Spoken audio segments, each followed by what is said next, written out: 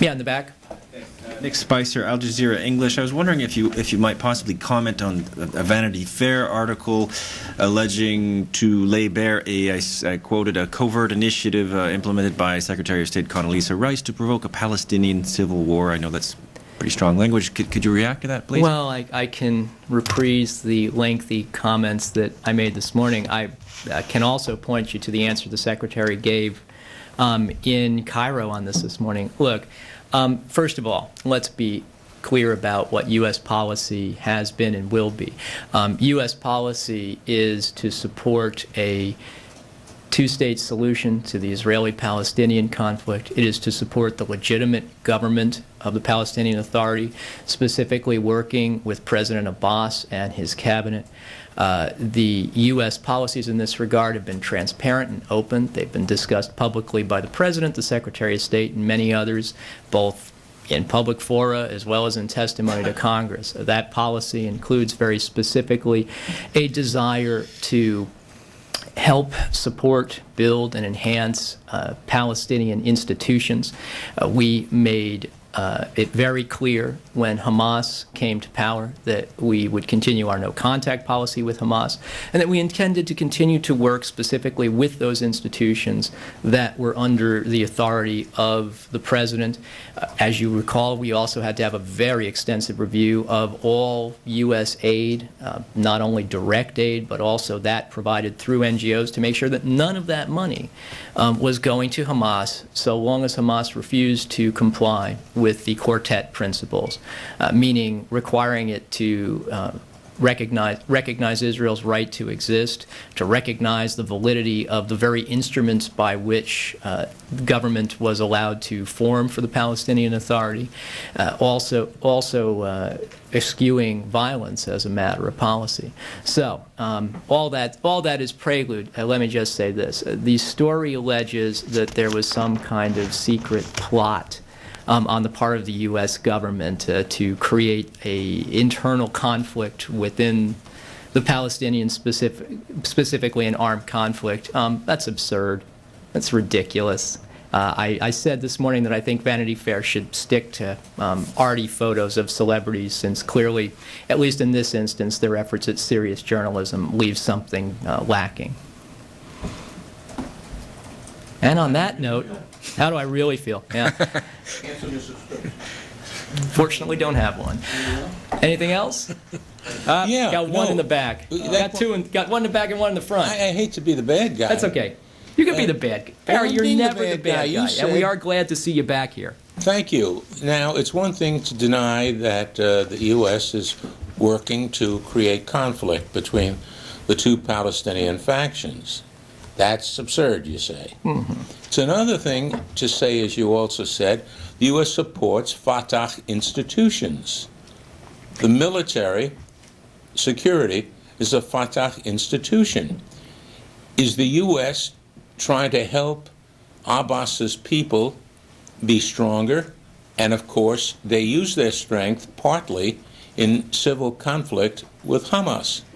Follow me? Well, Barry, our goal... So it's not an airtight denial. No, sure, but our goal is, and I suspect will continue to be, right, building Palestinian institutions so that when you get, as we hope to get, right, to the conclusion of a peace process that establishes a two-state solution, that there are Palestinian institutions that we and the Israelis and others can rely on to be able to implement and carry out the law, carry out the terms of the agreement. And our support isn't for parties, it's for the legitimate institutions of the country that are willing to work towards that end.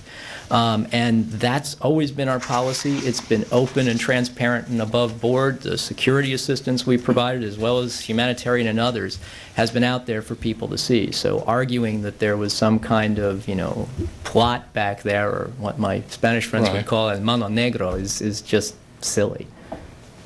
But that comes down to supporting Fatah, since they're the legitimate group supporting U.S. goals. Well, again, remember where we started this movie. After the election and after the Hamas-led government came to power, the position of the quartet, including the United States, was very clear.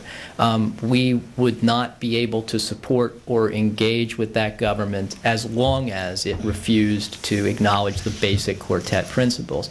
We've said, and you've heard from the Secretary many times, it's hard for us or anyone else to ask the Israelis to engage with a, quote, partner for peace who denies that nation's right to exist, who believes and continues to support the use of terror against it, who denies the fundamental agreements with which they have been established as a government, and which refuses to act in any kind of good faith manner. So again, the policies here are quite clear, but the fact that we in the quartet thought that the Hamas-led government ought to acknowledge those basic principles in order for us to be able to work with them and have them engage legitimately with the Israelis as a partner for peace is, a totally different matter.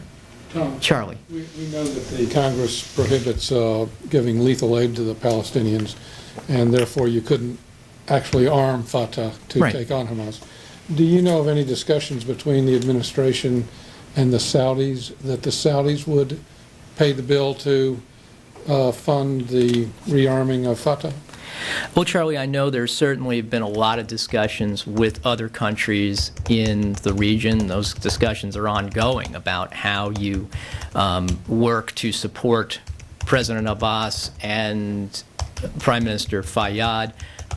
In terms of the details of who said what to whom over time, I honestly don't have them. I can't guarantee you there was never a conversation like that. But the bottom line is an argument that says that the legitimate efforts of the Palestinian Authority president to develop his institutions, including his security institutions, is the cause of or the reason for Hamas violence, is one of the worst examples of blaming the victim I can come up with in recent memory. I'm not quite sure I follow that. Okay, well, let's do some more with it. Let's try it again.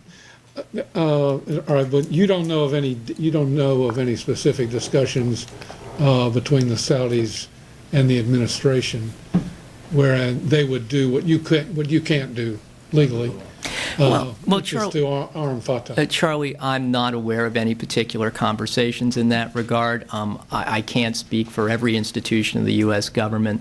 What I can say is we've made it a very open and transparent issue that we wanted to work on behalf of the government of President Abbas and work for him and with him to be able to strengthen the legitimate institutions of the state and work with those institutions that were willing to be a partner for peace. And again, I don't know how many times this was discussed in public and open settings by the President, the Secretary, by other members of the administration, and to call that policy a covert plan is just, sorry, it doesn't pass the reality test. Yeah. Excuse me.